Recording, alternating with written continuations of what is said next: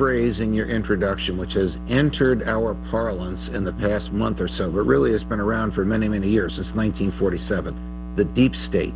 Right. The part of the government that never changes, no matter which party controls Congress and which party is in the White House. There are many, many aspects of the deep state. We're talking about the intelligence community deep state. People in the intelligence community that have access to so much information about everyone, they can manipulate the President of the United States.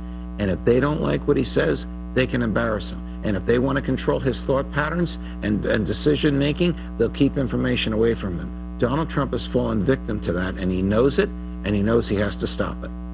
And this is his way of stopping it, by directly engaging on the issue, by saying exactly what, by the way, is inferentially provable throughout, whether it be the reporting of the New York Times, the National Review, hardly a let me tell you, either. His suggestion for a congressional investigation of the intelligence community is the last thing his enemies in the intelligence community want.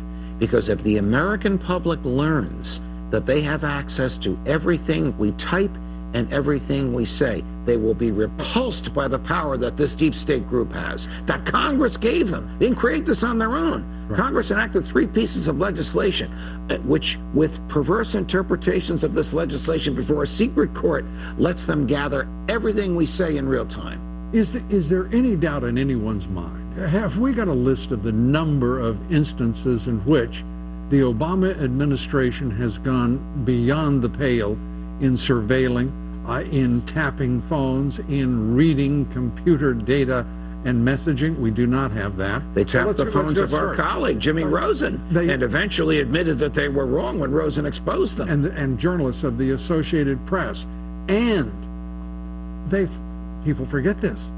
Dianne Feinstein, then the chairman of the Senate Intelligence Committee, in 2014, they are still looking at the reality.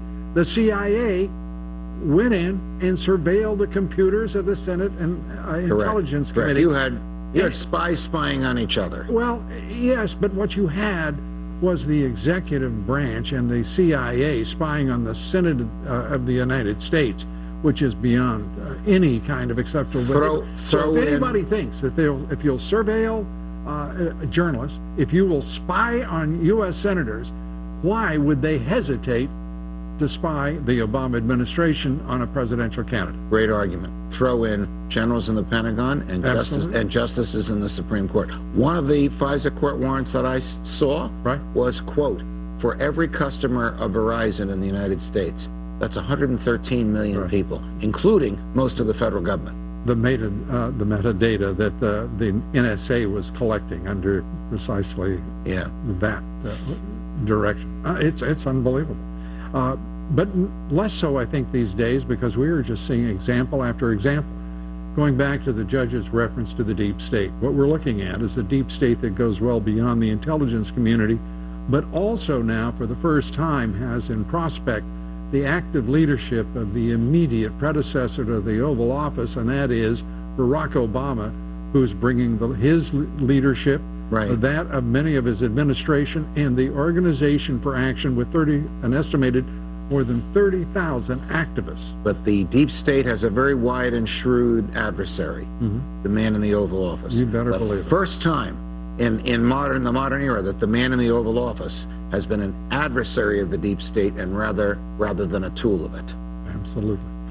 Well said, as always, Judge Andrew Napolitano. Good to have you.